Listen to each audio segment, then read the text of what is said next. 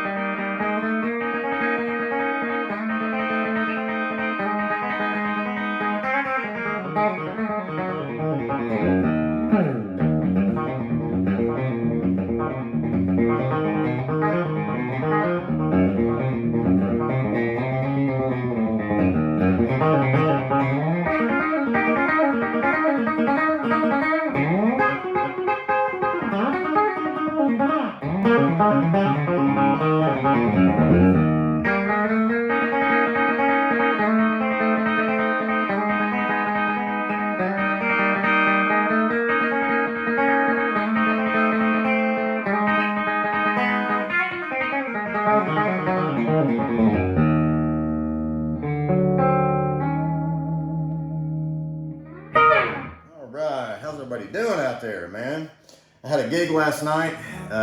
I still taste the smoke in my sinuses. The drummer that was sitting in with us did an awesome job. Everything turned out right. We had a couple practices, and there were a couple songs that we were like, you know, I hope we're okay to, you know, I hope they come. Because sometimes it's like that. There's some, like a spot in a song needs a little more work. But as a lead guitar player, I've learned, you know, like, hey, to cover for that drummer in case he misses that, you know what I mean? He misses that last note.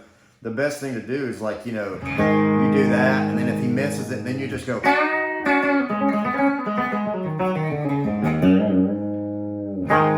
know what I mean? Just stretch it out, and then we'll end together.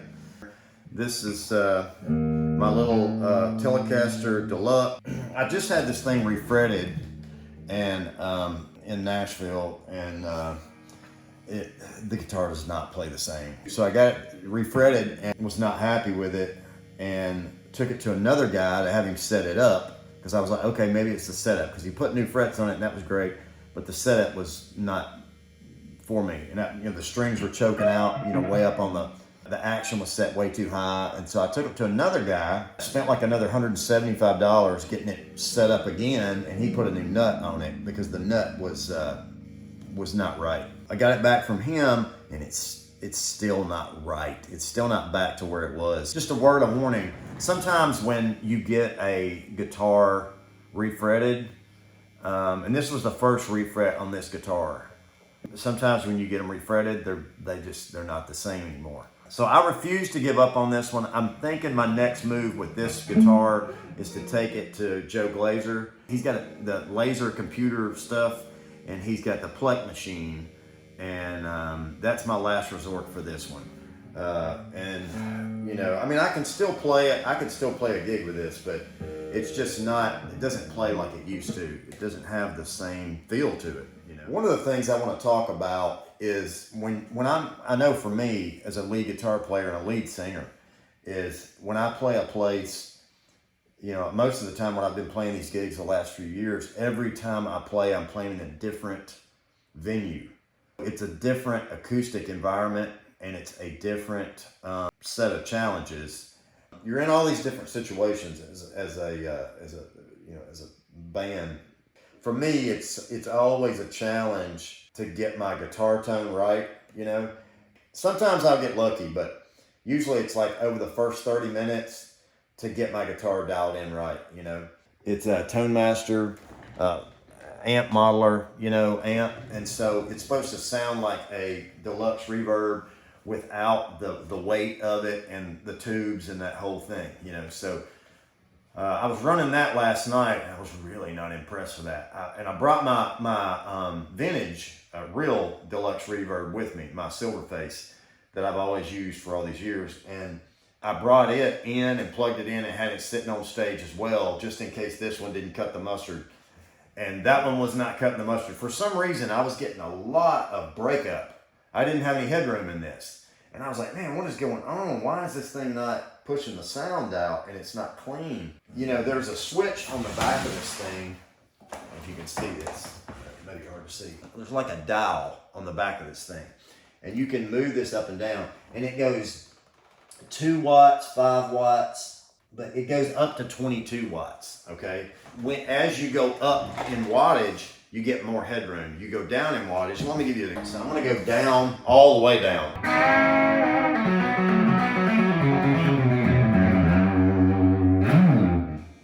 You see how it's got more overdrive. All right, well, and I'm going to turn it all the way up now. And that's 5. I had it on 10 a second ago, right? So this is on 5. You notice how clean it is. It doesn't have all that distortion in it.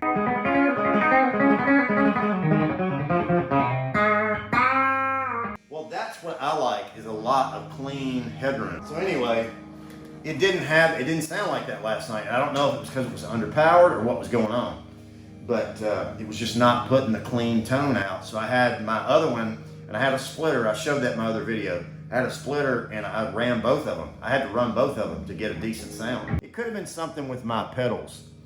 And that may have been what it was, is I was overdriving too much on the front end and it was causing all that. You know, let me show you some of these techniques that I was using in that little intro I did there. There's a combination of several things that I was doing in that. That first part of that thing goes.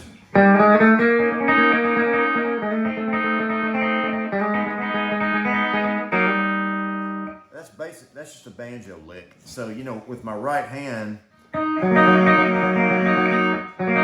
can do it different ways. I find that I do it with these 3 fingers.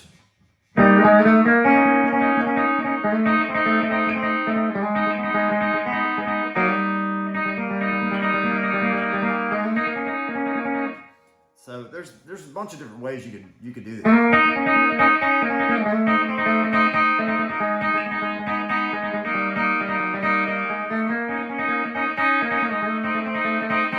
All I'm doing there is putting a double stop in it, you know.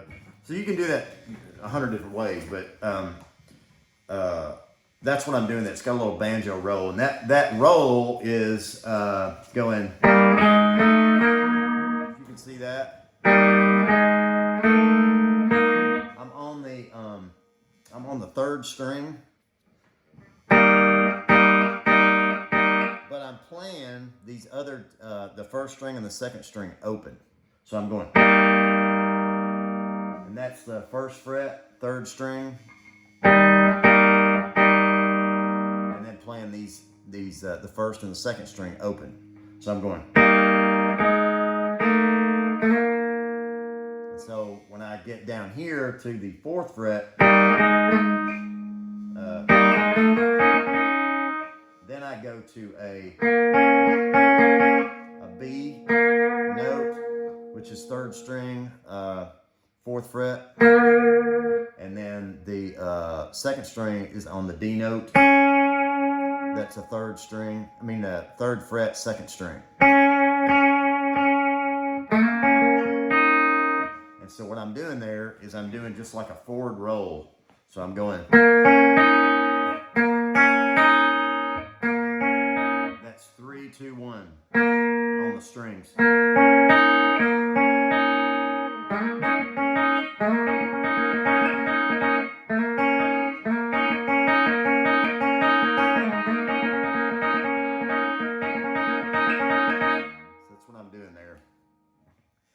And all I'm doing is I'm just backing that up a fret. So I'm going. And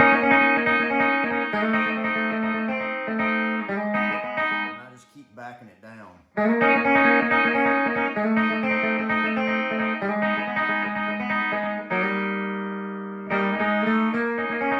And that's just a typical bluegrass banjo, you know, like whatever that song is, Foggy Mountain Breakdown or whatever. But that was like, there's another way you can play it. What is it? There's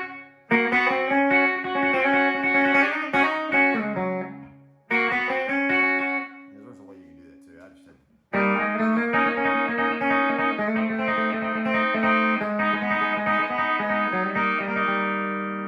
So that's the first part of that little ditty I just did. Call that.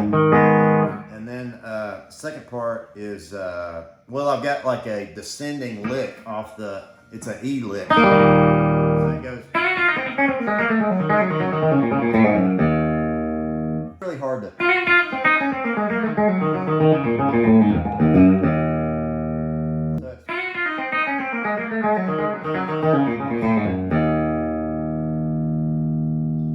slow down on YouTube. You can slow it down. You can slow the go down to your little settings wheel on the video, and you can slow the video down to half speed and even slower. So you can slow that down and just. Okay.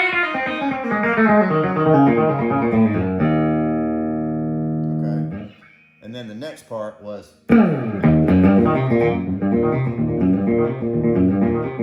So I'm just taking that. It's just like a boogie woogie run.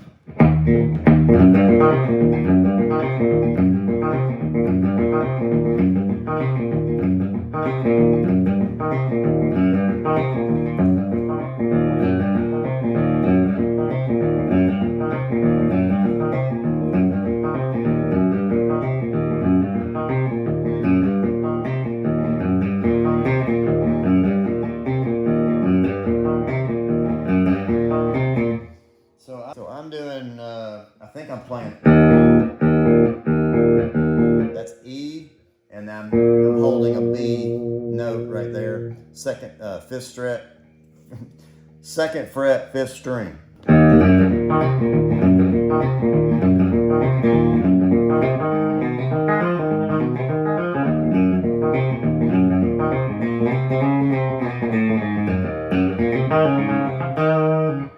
So there you go. So there's that part. Second part goes into, this is just freestyling down here.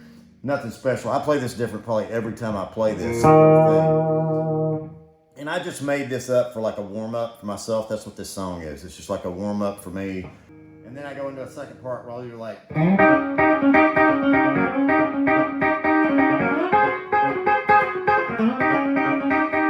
Those are double stops. So I want to show you that. So that goes down here at the E. You know, you've got your.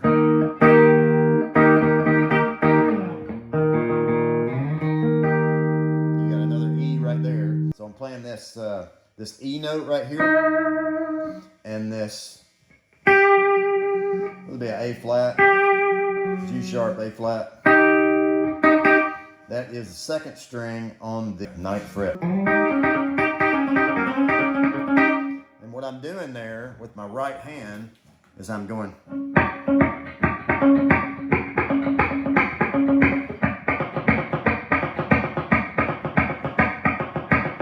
I'm playing with these two fingers and the thumb pick.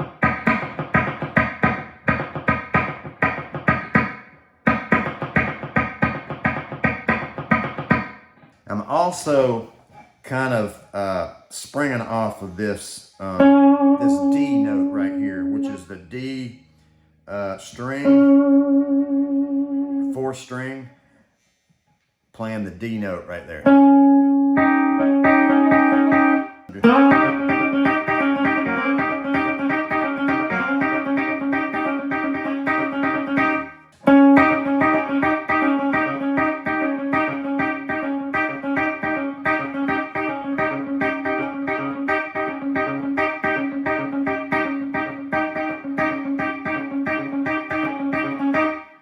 That's what that is. So, and you can take that. This is a cool thing about those. You can go. So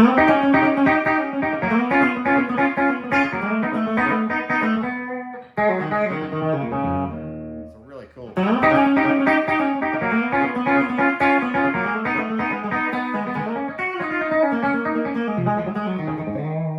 You can do, you know, other licks that off of those. Now see, what I did there was I just slid down. Now I slid down on this A string, this fifth string. Where I'm really starting that slide is right there on that E note. So I'm going.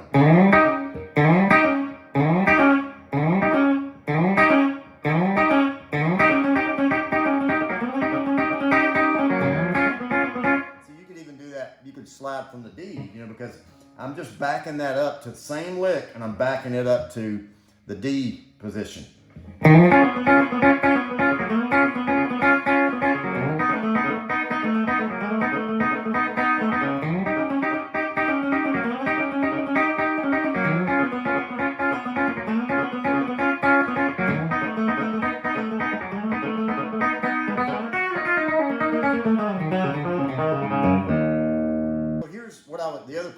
that I went to, and I can show you this, but I won't show you the whole song, but so it goes okay,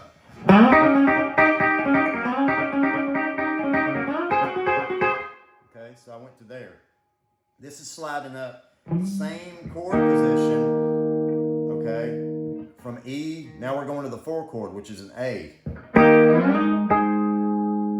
There's your A. Because here's your E, right? It's that same thing as this. Just moved up to the 12th fret, right? Same thing. Here's your A. There's your A. So all I'm doing is doing the same lick that I showed you here.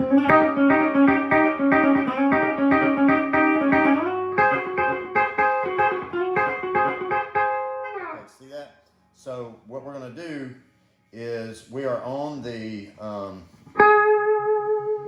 that is the A note, and that is the 3rd string on the 14th fret, right there. 3rd string on the 14th fret.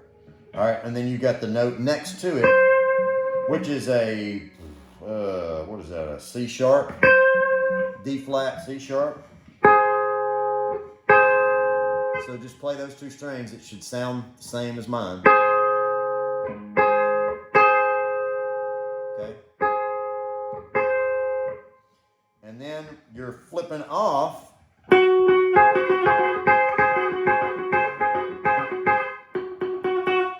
Yeah, this, I guess it would be an A7. So your 7 of your A, so which would be a G. Okay.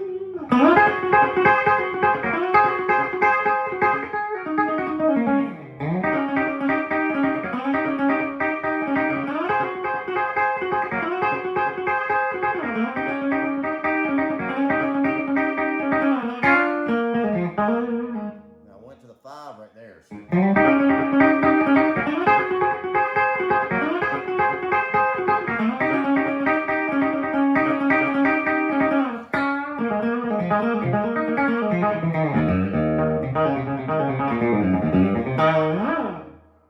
So that's pretty cool. So that'll give you something to work on for a little bit, you know. Come back to me in 5 years. It's this stuff is tough, man, and you have to stay on it, and you have to keep doing it, keep doing it, keep doing it, keep doing it. This type of lick, do it every day for a week. Sit there and play around with this for like 20 minutes a day for 1 week, and then make a video of yourself on day 1, and then make a video of yourself at the end of the week, day 7. And you're gonna learn what it takes to learn these guitar licks and how to get better on guitar. You have to do it every day. If you continue doing it, you will get better at it. You know. All right, so we're just gonna play it out here with our little ditty here, and I'll see you down the road.